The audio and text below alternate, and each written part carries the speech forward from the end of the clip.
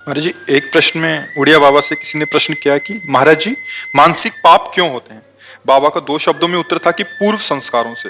और फिर दूसरा प्रश्न था कि यदि कोई मानसिक पाप हो जाए तो उसका क्या प्रायश्चित है। तो बाबा ने उत्तर दिया, सच्चे मन से पश्चाताप करें और भगवत नाम जप करें।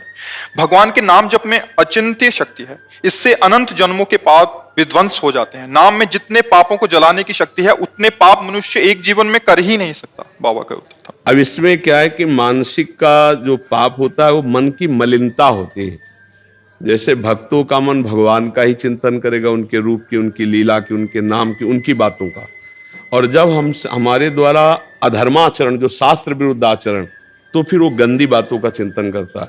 और जब गंदी बातों का चिंतन करता है तो वही दूसरों पर आरोप लगाने लगता है। जो हमारा मन गंदा होता है ना, तो हमारा मानसिक पाप बनने लगता है। जो हमारा चिंतन होता है, जैसे पूज्य है कोई जिसके हमको रक्षा करनी चाहिए, चरण छूने चाहिए, जैसे बहन है या और भी कोई पूज्य संबंध है, अगर हमारा काम चिंतन गाढ़ है तो चूकेगा नहीं। मन भले शरीर से ना हो, पर मन वो गलत भावना कर बैठेगा। ऐसे ही बहुत लाखों मानसिक पाप होते हैं। आप देखो ना, जिस मन में भजन नहीं होता वो करता क्या है, राग द्वेष का चिंतन करता है, नाना प्रकार के जो लाखों पाप, तभी मलिनता भरती चली जाती है।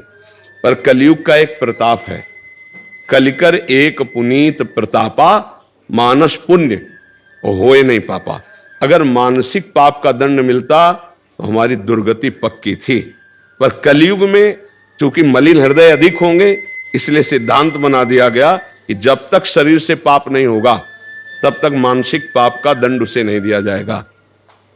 अगर कहीं मानसिक पाप का दंड होता तो बहुत बड़ा लगता। तो हमारे मानसिक पाप बने ही ना, क्योंकि मानसिक चिंतन कलयुगी प्राणी उसे रोक नहीं सकता, क्रिया में उतार देगा, क्योंकि उसमें क्षमता नहीं है। इसीलिए अगर मानसिक चिंतन रुक जाए, जैसे मन ने हमारे कुछ गलत सोचा, अब हमारी क्षमता नहीं कि उसकी सोच को मिटा दे, हमको गलत करना पड़ेगा। वो हमको विवश कर देगा, वो हमें पागल बना देगा। कोआ मदांधो मदना तुरुआ, जहां कामना प्रबल हुई तो आदमी पागल हो जाता है। बाद में खुद सोचता है, ग्लानि करता है, यार मुझे नहीं करना चाहिए, ऐसा क्यों हो गया। वो जो कामना जागृत हुई, अब वो कामना संकल्प बन गई तो क्रिया करा के रहेगी।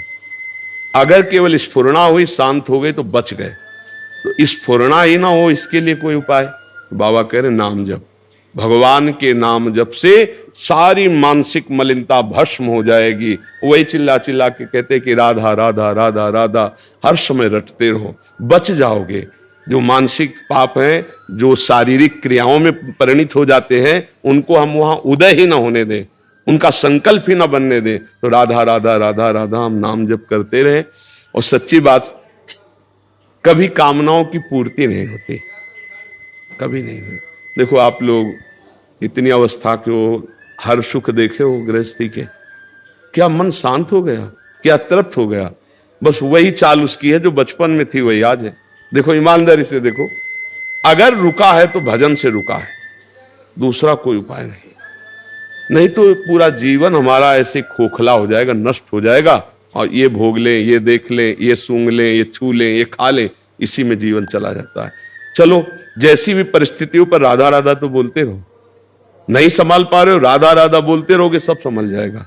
नाम जप में बड़ी सामर्थ्य है भगवान का। और एक बात बाबा कह रहे हैं कि तुम चिंता ना करो, अगर आगे पाप तुमसे ना बने, ऐसा तुम भजन कर लो, ऐसा अपना आचरण सुधार लो, तो कह रहे तुम्हारे सारे पाप नष्ट हो जाएंगे। इतने पाप तुम कर ही नहीं सकते जितने नाम में पाप नाश की सामर्थ्य है। महाराज जी, एक इसमें बाबा कह रहे हैं कि नाम जप में अचिंत्य शक्ति है। अचिंत्य का तात्पर्य होता तुम सोच भी नहीं सकते कि उसमें कितनी सामर्थ्य है। अरे जब भगवान को अधीन कर लेता है नाम जपक, तो और तो बात है। सुमीर पवन सुत पावन नामू, अपने बस करी राखे रामू। भगवान को अधीन कर लिया तो और शक्ति की क्या बात। और भगवान भी नाम की महिमा को नहीं पूर्ण रूप से गाए।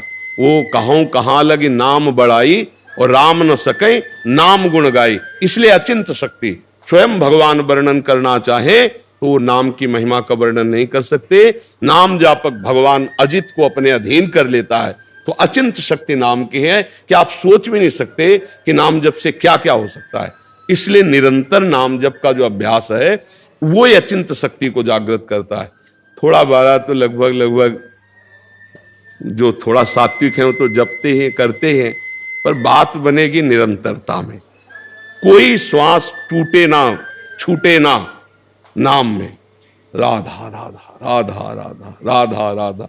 जब श्वास ऊपर जाए तो राधा, श्वास नीचे आई, श्वास श्वास नाम जपे तो दुविधा रहा है न कोई, अर्थात निश्चित भगवत प्राप्ति हो जाएगी।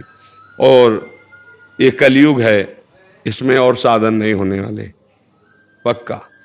ये कलिकाल मलायतन मन कर देख विचार, श्री रघुनाथ नाम बिन नाही नान आधार। जो नाम जप नहीं कर रहे हैं तो अन्य कोई साधन इतने प्रबल कलयुग में सिद्ध नहीं हो जाते कि वो भगवत प्राप्ति करा दे। इसलिए नाम जप, जैसे यज्ञ है भगवान की प्राप्ति का उपाय है। बताओ, पहले राक्षस लोग यज्ञ को नष्ट करने के लिए हड्डी या मांस डाल देते थोड़ा, वो भ्रष्ट हो गई यज्ञ।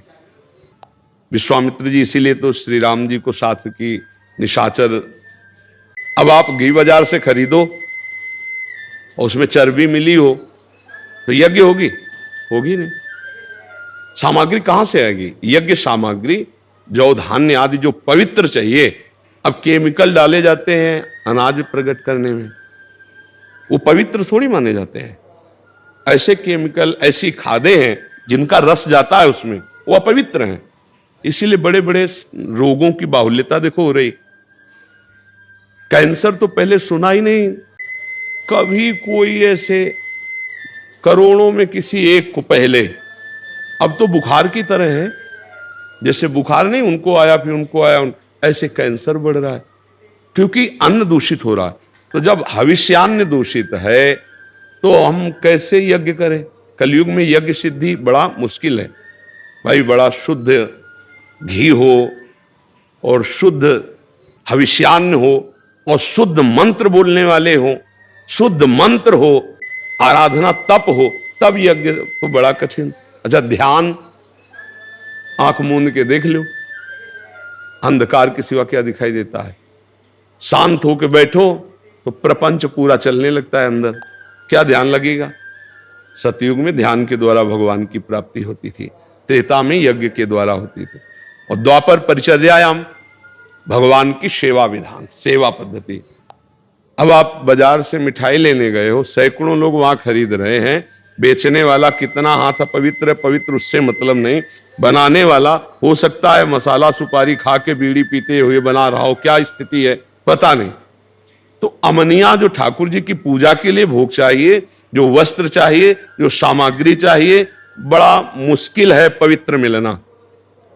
अब लघु शंका करके दुकानदार आया, अब हाथ धो के आचमन करके ये प्राय खड़े खड़े लघु शंका की और आके फिर, तो अपवित्रता अगर वस्तुओं की है तो हम कैसे ठाकुर को सेवा करके रिझा ले? पवित्र पदार्थ दूध ले रहे हैं हम और उसमें केमिकल्स का बना हुआ है, पनीर ले रहे हैं, कौन सा भोग लगावे? हर घर में गाय तो नहीं पाली जा रही, ने तो सेवा पद्धति ठाकुर की कैसे होगी? गाय के दुग्ध से स्नान कराया, गाय के घी से बने हुए पकवान सुंदर भोग लगाए, भगवान की आरती उतार, कहां है?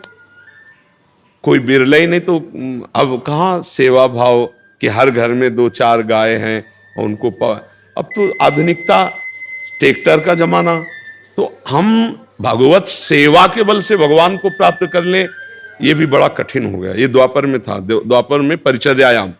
अब एक उपाय रह गया है, कलौ तद्धरि कीर्तनात्, भगवान के नाम का जप और कीर्तन यही मंगल करेगा। इसमें अपवित्रा पवित्रो वा सर्वावस्थांगतो पिवा या स्मृत पुंडरीकाक्षम स्वायाभ्यंतरा शुचि, चाहे भीतर से चाहे बाहर से, दोनों जगह से तुम परम पवित्र हो जाओगे यदि नाम चल रहा है। कृष्ण कृष्ण श्याम श्याम, राधा राधा, राम राम, जो भगवान का नाम प्रिय लगे, जो गुरुदेव ने दिया हो, खूब नाम जप करो, इसी से परम मंगल हो जाएगा। अचिंत शक्ति नाम में विराजमान, मतलब तुम सोच नहीं सकते, करतुम अकर्तुम अन्यथा करतुम, सर्व समर्थ भगवान का नाम है, बस जपने लगो।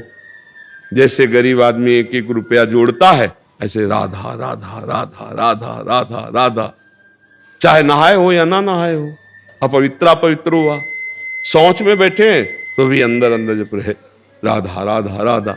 मतलब शौच में दिल फेल हो जाए तो क्या करो? तो सोच में भी हमें अलर्ट रहना है।